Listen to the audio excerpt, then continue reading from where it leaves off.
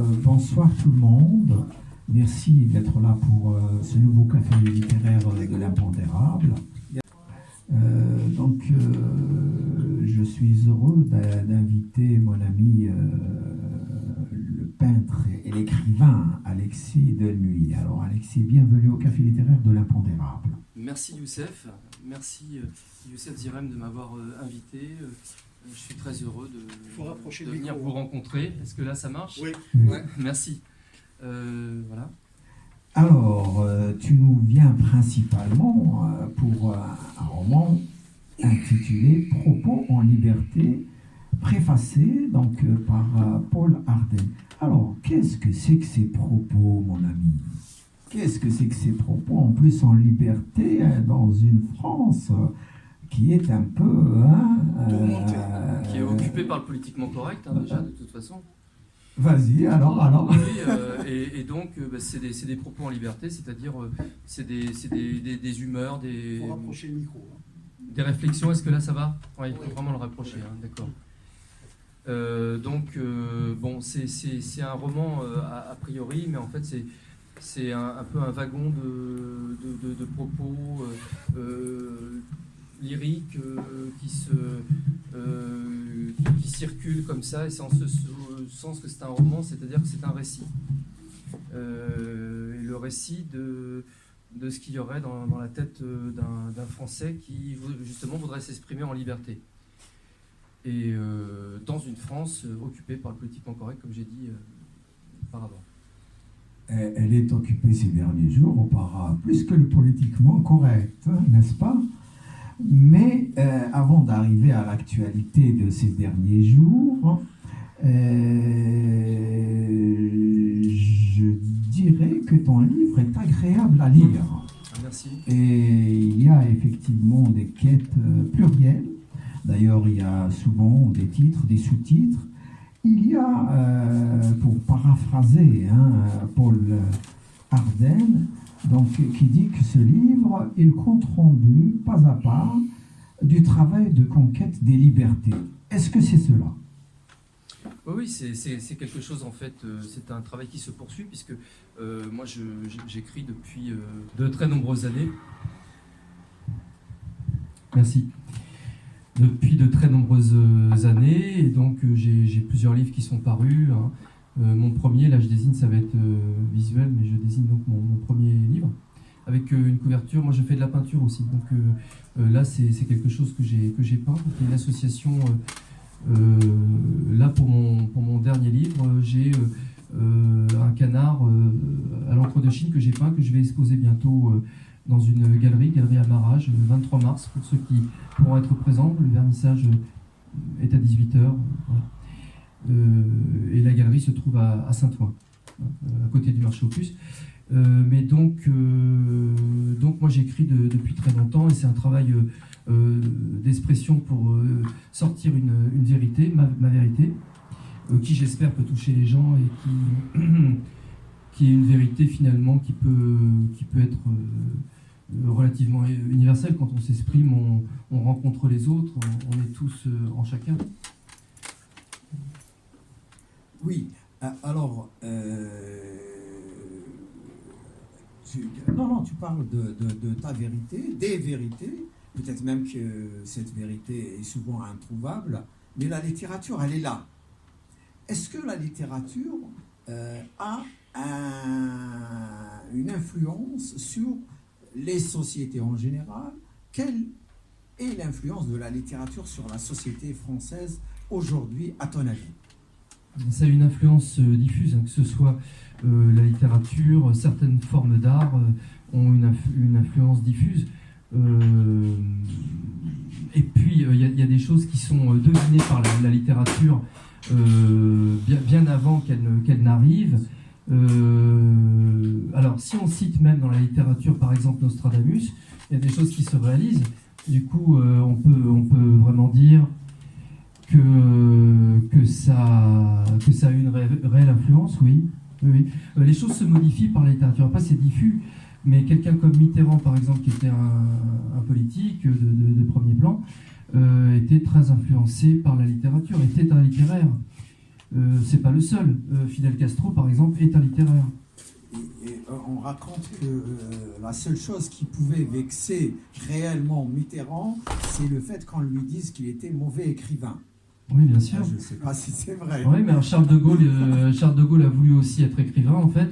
Et c'est là-dessus que enfin, Pétain, qui était de sa famille, hein, ne voulait pas l'avexer en fait sur ses capacités littéraires, et en fait ils sont rentrés en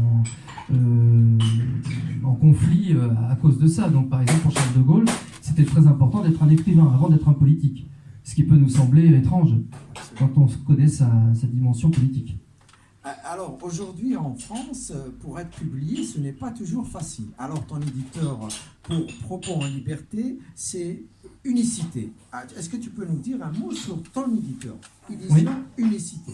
Oui, alors il s'agit de quelqu'un qui s'appelle donc François Mokaer, et c'est quelqu'un qui ose prendre des risques, qui est encore ouvert. Il est passionné par la littérature déjà. Il aime les choses qui ont du style, un style littéraire marqué. Et puis c'est quelqu'un qui ose effectivement, alors que de plus en plus d'éditeurs n'osent pas franchir le pas de prendre un nouvel auteur, etc. Parce que c'est la première fois que je publie chez lui. Avant, je publiais chez un autre éditeur. Et voilà, donc c'est quelqu'un qui a du courage, qui essaye de diffuser le mieux qu'il le peut, qui va un peu dans tous les sens. Dernièrement, il travaille beaucoup avec les Roumains. Il a publié une anthologie de la poésie roumaine, par exemple. Excellent, excellent. Voilà. Ce que je voulais dire, c'est que ton texte, qui est littérairement très valable, ne serait pas automatiquement publié par d'autres éditeurs qui auraient peut-être plus d'importance que les éditions Unicité. Est-ce que tu es d'accord avec moi? Oui, absolument, bien sûr. Bien sûr. Il y a des formats, de plus en plus, il y a des formats. Il faut rentrer dans un format type. Par exemple, ce qui marche très bien en ce moment, c'est ce qu'on appelle la new romance, les romans de new romance. C'est-à-dire, grosso modo, c'est les Arlequins d'avant, qu'on appelle maintenant new romance. Par exemple, c'est un format. Mais c'est ça. C'est un format qui fonctionne. Par exemple, il faut voilà. Et, oui, mais il fonctionne parce que il y a des lecteurs de ce genre littéraire, n'est-ce pas? Oui, tout à fait. Peut-être même beaucoup de lecteurs. Oui. Oui, absolument. Alors d'une part, il y a des lecteurs, et d'autre part, du coup, ça génère un phénomène d'entraînement où le genre se creuse son sillon et augmente en importance. Donc c'est un effet marketing ensuite. Absolument. Alors, est-ce qu'il y a des médias qui ont parlé de ton livre jusqu'à aujourd'hui? Je parle de celui-là, Propos en liberté. Oui, alors il y a eu sur Radio Aligre Loïc Kodansky, dans l'émission de Yves Tenray, La vie est un roman, qui est une bonne émission littéraire, et également dans Actualité, un site littéraire de premier plan, un entretien avec Étienne Ruot. C'est excellent, donc il y a encore de la liberté en France. Encore un petit peu, visiblement. Seulement un petit peu. Un petit peu, encore. Ça se voit que tu n'as pas vécu en dictature. Oui. Les régimes dictatoriaux... non, mais tout simplement, bien sûr. Mais, pour te dire que tout est relatif, mais je comprends ce que tu veux dire. Bien sûr. Mais je comprends ce que tu veux dire. Et je comprends ce que tu veux dire aussi. C'est très bien, alors. Nous sommes en face. Alors, est-ce que tu peux nous dire un mot sur ces lectures de textes que tu as fait, donc, et en rapport avec France Culture et les Trois Baudets?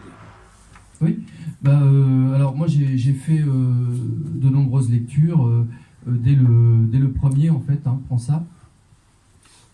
Ensuite, là pour les protestes, le deuxième, j'ai pu effectivement faire des lectures chez France Culture, mais également aux Trois Baudets. Ce qui était intéressant, c'est que c'était un cabaret de chansons à texte françaises, et du coup j'aimais bien l'association qu'on peut retrouver chez, par exemple, Léo Ferré, évidemment, enfin qu'on connaît, Léo Ferré, Brel, principalement, qui étaient à la fois des poètes, oui, des poètes chantants, en fait.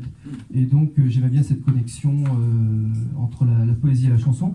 J'ai également fait des lectures lors d'un festival de poésie-chanson, typiquement, qui s'appelle Découvrir, à Concèze, en Corrèze, et où intervenaient à la fois des chanteurs et des poètes. Et j'aime bien parce que c'est une diffusion, parce que c'est populaire, ça me plaît. Moi, il y avait une ambition de diffuser la poésie de façon plus populaire. D'ailleurs, pour les protèges, j'ai pu le diffuser en kiosque, par exemple. Et donc, je suis toujours assez intéressé par les passerelles qui peuvent exister pour diffuser plus facilement la poésie. Donc là, aux côtés de journaux, aux côtés de la presse, dans un kiosque, et donc éclater les barrières des genres qui sont trop, enfin des catégories qui sont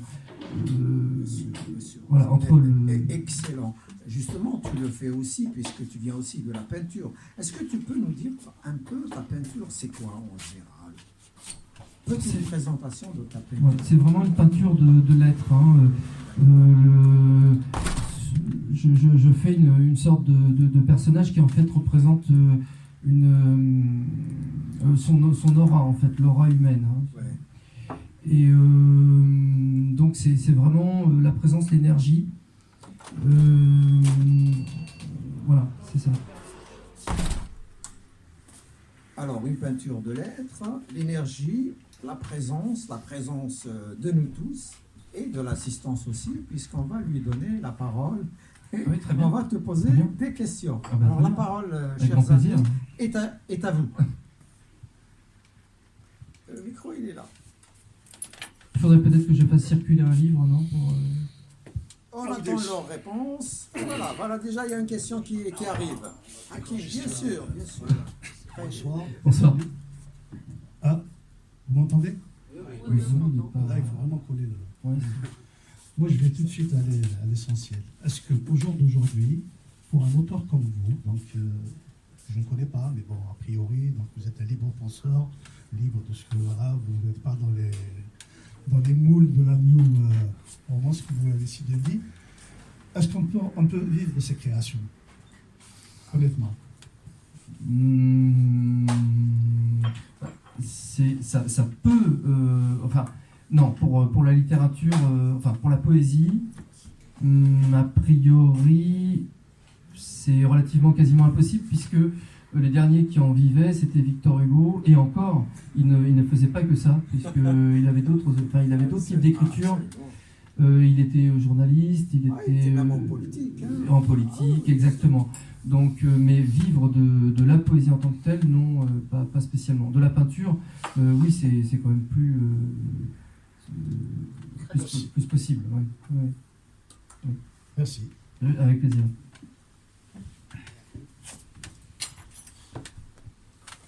Oui, en tout cas, bienvenue au Café Littéraire. Merci, Brahim. Et c'est un plaisir de vous entendre.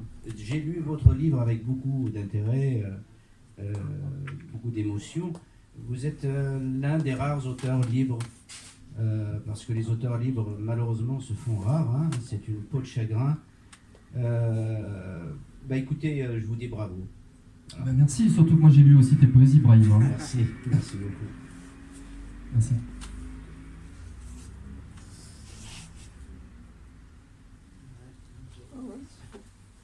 Hamid. J'ai pas vu, mais Ouais, c'est pas grave. mes deux camarades ont ouvert la voie. Ah ben oui. Je ne suis pas véritablement littéraire, ni poète, mais j'apprécie tout ça. Je voulais juste savoir, c'est Alexis, si vous avez, est-ce qu'il y a des thématiques politiques qui sont abordées dans vos livres, comme l'écologie, le féminisme? Le féminisme, un petit peu, enfin en sous-titre. Hein. Et l'écologie humaine, ou en tout cas oui, mais écologie politique, non, c'est pas un livre je ne parle pas des vers, hein, par exemple. Oui, oui. Non, je voulais dire juste, qu'est-ce qui vous inspire? Quelles sont les sources vives des connaissances d'aujourd'hui qui vous inspirent, ou des auteurs qui vous inspirent le plus? Ah, les Qui vous auteurs. nourrissent et vous inspirent? Pousse à écrire. Qui vous poussent à écrire? Alors déjà, je lis des auteurs de toutes les époques. Ah, toutes les époques. Ouais. Et donc ça peut être les Grecs, ça peut être, enfin, je veux dire, ça peut être la philosophie grecque, ça peut être la poésie grecque, ça peut être,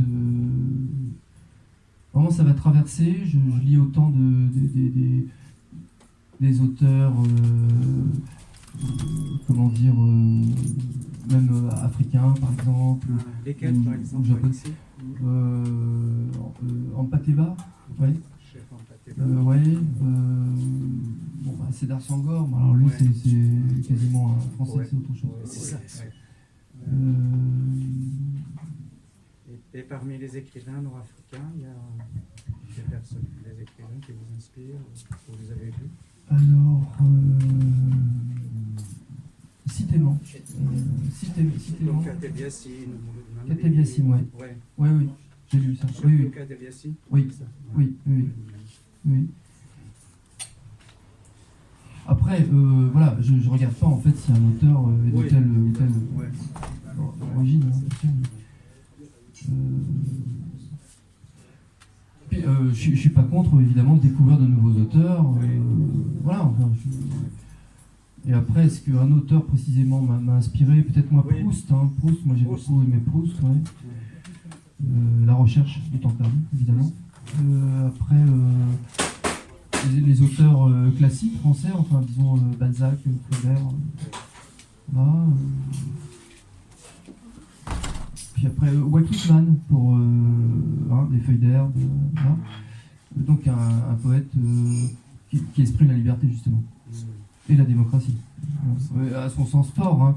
Pas le sens qu'on nous ressasse maintenant. Oui, Hein, c'est ça. il n'y a plus aucun. Exactement. D'ailleurs, je Ouais. suis pas contre d'entendre vos avis sur la démocratie actuelle. Si le micro peut tourner là-dessus, Ouais. ça serait intéressant. Ouais. Tu peux faire tourner le micro Tu veux peut-être. qu'on fasse une Ouais, manip, ouais.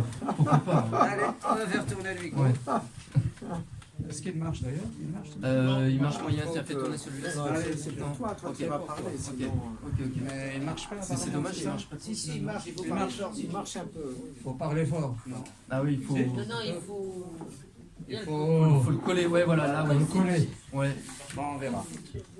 Allez, on va faire passer. Il y a tout à dire. Oui, allez-y, madame. Bon, alors, bonjour. Alors, je vais essayer de parler dans le micro. À quel moment. Colle bien, hein. Je veux dire, à quel moment ce livre a commencé? Pourquoi en liberté? Alors là, en fait, moi, ce que je trouverais intéressant, c'est qu'on parle de démocratie, l'idée de la démocratie de chacun, qu'on parle de ça. Voilà. Donc, tu peux commencer et passe ensuite le micro et on en discute, on en débat avec Oui, Youssef. mais attends, ton bouquin aussi. Bien sûr. Ok, alors, ok. Alors, oui. Alors, reprends ta question, s'il te plaît, Catherine. Comment ça a commencé ce livre, en fait? Oui, qu'est-ce qui a le déclic pour publier ce livre? Le déclic, c'est que vraiment, justement, comme l'exprime le titre, Propos en liberté, si tu veux, ou si vous voulez, c'est que justement, on a ce problème de liberté, on n'a plus de liberté. Et beaucoup on m'a dit que, mais c'est dingue, ce titre, c'est vraiment ce qu'il faut, c'est vraiment ce qu'il faut dire. Il est temps vraiment qu'on s'exprime en liberté parce qu'on étouffe. Donc c'est urgent. Donc déjà rien que le titre, c'est urgent. Le sujet est urgent. Et le sujet de la démocratie est urgent. La vraie démocratie. Oui. J'ai eu plaisir à lire ce livre et je te remercie d'avoir partagé cette expérience. Merci. Passe le micro peut-être à Bruno Bérami. Quelqu'un d'autre?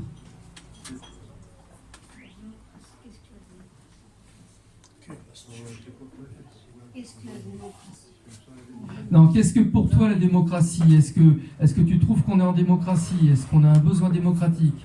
C'est vrai que Ah, je te vois venir. Je sens le 49.3 arriver là. C'est Youssef qui va l'utiliser par le Ah, surtout pas moi.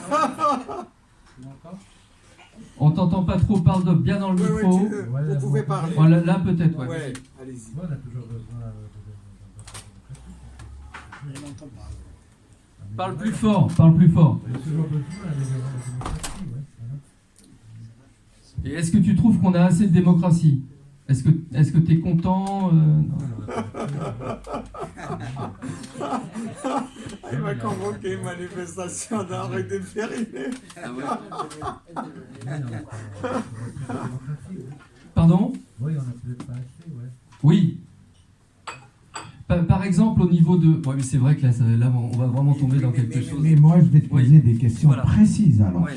Mais c'est toi qui l'aurais voulu. Alors, si en France il n'y a pas de démocratie, comme tu le dis, quelles sont les causes de tout cela? Non, de toute façon, c'est, si tu veux, si vous voulez, une élection, c'est pas ça qui donne la démocratie, si tu veux, parce qu'on vote une fois par an, enfin une fois, tous les 5 ans, 7 ans avant, ouais, ok. Et enfin, peu importe, en fait, après on délègue nos pouvoirs complètement, et après on n'a plus du tout le droit à la parole. Là où je disais qu'on n'est plus tellement en démocratie, c'est que si tu veux, comme a dit la dame, 49.3, voilà, c'est facile de couper la parole comme ça, d'éteindre tout. Et donc, après, est-ce qu'on est dans un totalitarisme?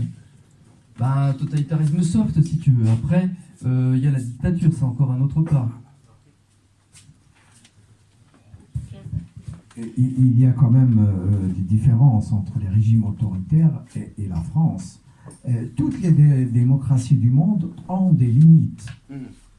Peut-être que les démocraties les plus avancées aujourd'hui se trouvent en pays scandinaves et même là-bas, il y a d'énormes régressions.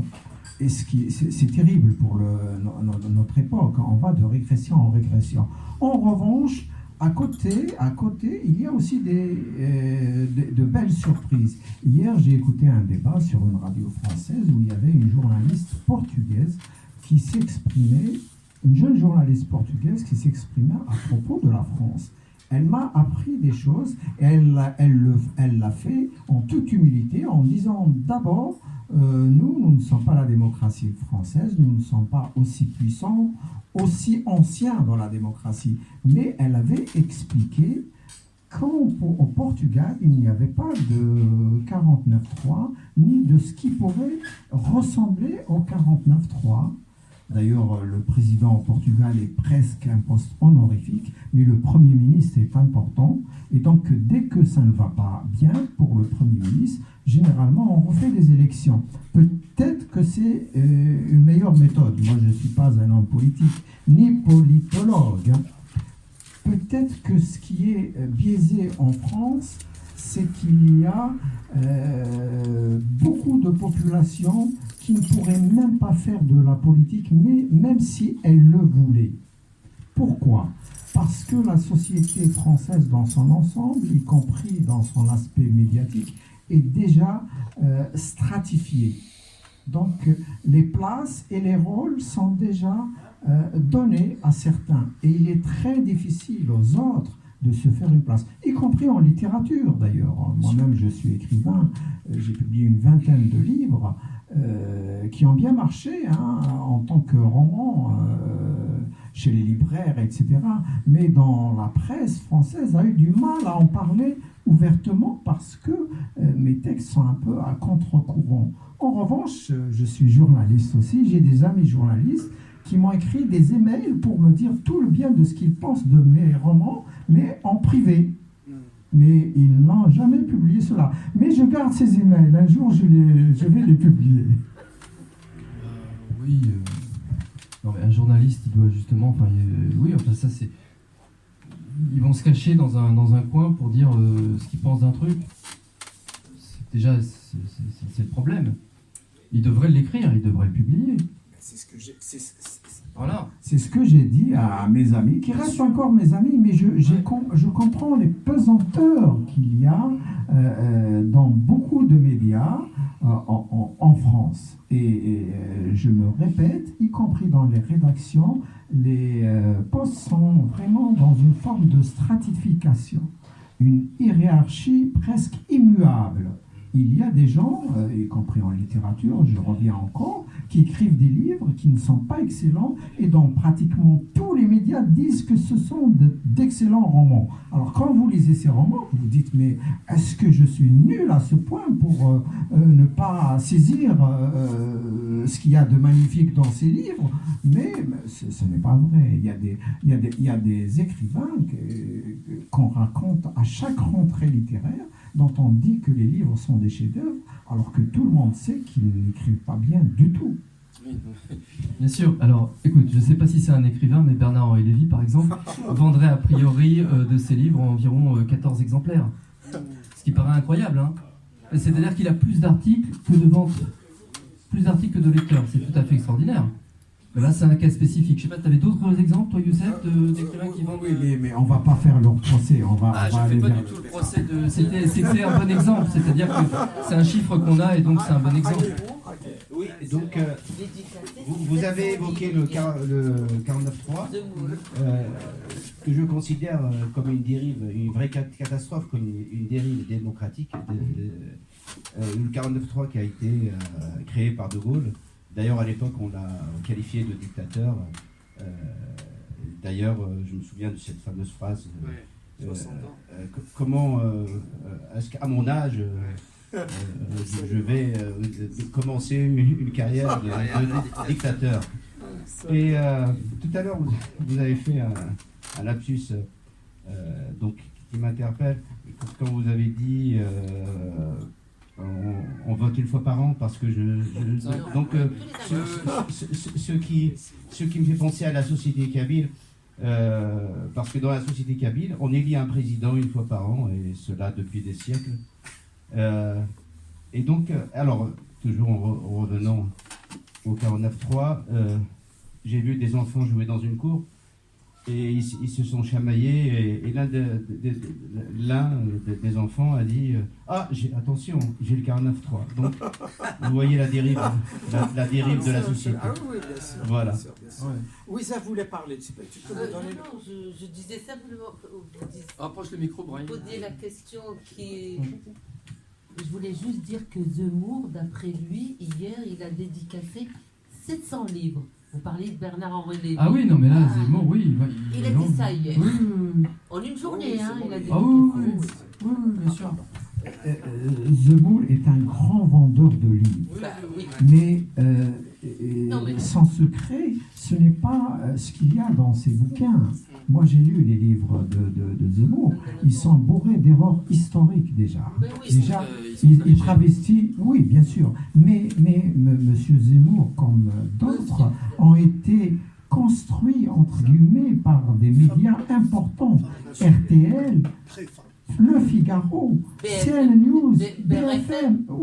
Oui, bien sûr. Donc, Oui. depuis au moins 15 ans, ce garçon est omniprésent dans ces médias.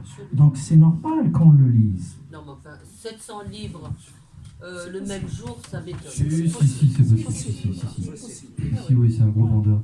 Après, voilà, oui. Non, Peut-être qu'il a gonflé un peu le chiffre, mais c'est un grand vendeur. Hein. Ces livres, je vais vous dire, on connaît les résultats de vente.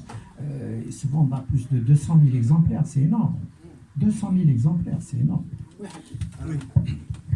Bon, Après, c'est c'est juste plus pour facile quand participer un on petit travaille peu dans les dedans. médias de Oui, médiatiser. voilà. Mais bien sûr. Voilà. Il Bien était déjà en sûr. position.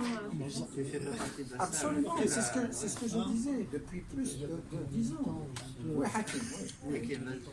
Je n'ai pas la prétention de résoudre la question de est-ce qu'il y a assez ou peu de démocratie en France. Étant binational, je viens d'un pays où je peux vous dire que, vu sur un certain angle, on pourrait dire qu'en France, il y a beaucoup de démocratie. Voilà. Mais, vivant en France, moi j'ai beaucoup d'amis qui, j'estime, en droit au chapitre, qui ne l'ont pas. Et de ce point de vue-là, justement, je dirais qu'il n'y en a pas suffisamment. Donc la question, en matière de démocratie, à mon avis, c'est pas tellement en ces termes-là que de se poser. Moi, je pense, c'est mon avis, voilà, que la démocratie dans un pays tel qu'en France a atteint ses limites. Voilà, elle a atteint certaines limites et tout ça. Oui, on vote, bien sûr, on vote et tout. Il y a des gens qui se présentent et tout. Voilà, il y a des gens qui trafiquent aussi. Il y a des gens qui ramènent de l'argent dans des valises. Et tout. Bref, la démocratie aussi, voilà. On peut se poser plein de questions, voilà. Et en même temps, ça, voilà, j'invente pas le fil à couper le beurre. Enfin, voilà, il y a de gros médias, il y a les Bolloré qui, voilà, qui ont la même mise sur tous les médias. Voilà. Si vous faites partie d'un cercle, voilà, on va parler de vous. Voilà, vous avez cité l'exemple de BHL qui vont plus d'argent, sur qui on écrit, pas sur les... Là, c'est un exemple frappant, parce qu'il fait aussi des films. Et pareil, il y a très peu de spectateurs. C'est 200 spectateurs, un truc vraiment dingue. Un truc vraiment dingue, hein, et plus de 200 médias, évidemment. Donc non, c'est un exemple frappant, en l'occurrence, parce que le mec est quand même... c'est un multi... Son dernier film, qui est sur l'Ukraine, a été vu malgré toutes les propagandes dans tous les médias par 800 et quelques spectateurs. Oui, hein, un résultat magnifique quand même. Hein. 800 spectateurs. Non, c'est absolument dingue. Bon, il peut trouver des producteurs, etc. Bon, parce qu'il a la surface un peu. Mais... Oui. Youssef, notre ami Youssef. Merci. En fait, c'est une question que je vais poser à tout le monde. On parle de démocratie, et c'est vrai que c'est un mot qui est courant, qu'on connaît, qu'on entend comme ça, comme n'importe quelle formule. Est-ce que la démocratie, à quel moment elle peut s'enseigner à une génération? Elle peut être enseignée. Ah, être enseignée. Informée, oui, tout à fait. Il y a des générations qui sont là, que peut-être qui subissent simplement le courant d'aujourd'hui. Est-ce qu'ils ont vraiment la notion de la démocratie pour pouvoir la défendre? Je crois pas déjà, hein, de toute façon. Hein. Donc, non. À quel moment elle peut s'enseigner à nos enfants? Tout le temps, enfin, je veux dire. Après, mais par les parents, moi je dirais. Hein. Pour commencer, hein. Par les parents, je sais pas ce que tu en penses, Youssef. Hein. Voilà. Hein. Là, pour moi, je n'ai pas la réponse pour la question. C'est-à-dire si on n'a pas réellement la notion d'une démonstration, plutôt vraiment quelque chose qui fonctionne, quelque chose sur lequel on peut prendre exemple, de voir réellement les rouages de la démocratie. Les gens, on est en démocratie parce que ça s'appelle République démocratique, tout ça, mais est-ce qu'il y a, les gens sont aujourd'hui au courant réellement de qu'est-ce qu'il faut faire pour vraiment la préserver ou la défendre? Parce que je vois que par exemple il y a des mouvements, souvent on entend parler, mais qu'il y a des fléchissements, parce que tout simplement tout le monde n'est pas convaincu, tout le monde n'a pas ces valeurs-là. Il y a plus d'enseignement civique maintenant dans les écoles. Voilà, c'est là ma question en fait. Est-ce qu'il y a quelque chose dans le rouage qui a été complètement enlevé, un maillon mis de côté? Oui, c'est évident. Bah, ils ont désherbé un maximum pour avoir les coups des plus franches, hein. C'est évident, oui, bien sûr. Donc est-ce qu'on est en train de parler d'une valeur qui est du passé ou celle du présent? Au présent, il y a tout à refaire. Hein. Donc, ça va être le travail de au moins une génération. Hein. Et ça concerne tout le monde. C'est un vaste chantier. C'est un vaste chantier. Merci. Je t'en prie. Avec plaisir.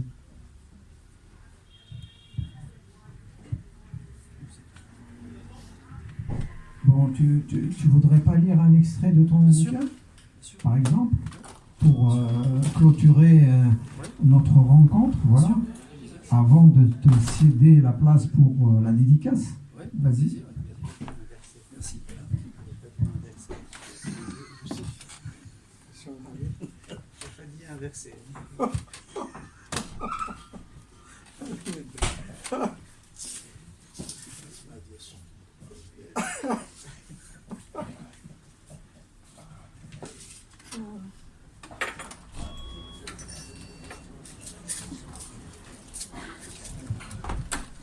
Alors, donc un extrait de Propos en liberté. Au cabaret du paradis. Bienvenue à ceux qui veulent nous écouter. C'est un peu chez toi et vous y êtes tous les bienvenus. Si vous n'êtes pas bégueule, vous y trouverez votre compte et même au-delà, vous serez réveillés dans votre être profond. Suivez la charade et donnez au chapeau ce qu'on mérite pour notre programme. Ça commente l'actualité, les choses simples qui en disent long, il y a toute une logique. Tu me poursuis, je te poursuis, mais qui poursuit qui? Dis-moi par quoi est-on poursuivi?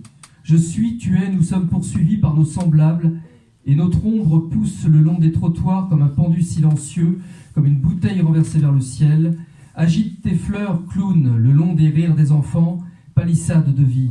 Hurlez maintenant, s'esclaffer à en mourir juste avant la fin tous ensemble. Bourgeois, complices, pauvres, miteux, costauds, coquettes, animaux, vous ricanerez tous à vos dépens. Mais entre, ange, par un couloir dans l'histoire au fond du château de notre mémoire.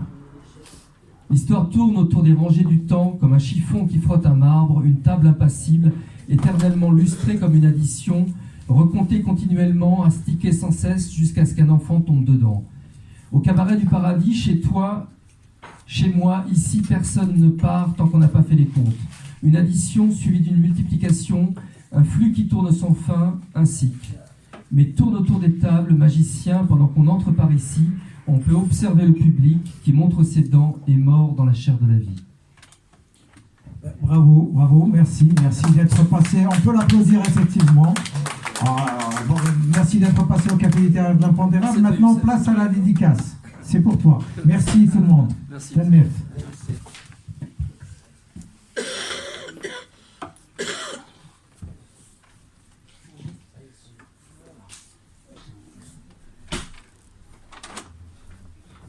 Vous pouvez venir feuilleter les bouquins. Hein.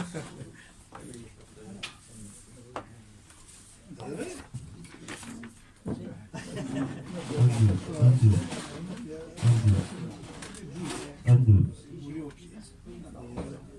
Allez, hein. C'est bon.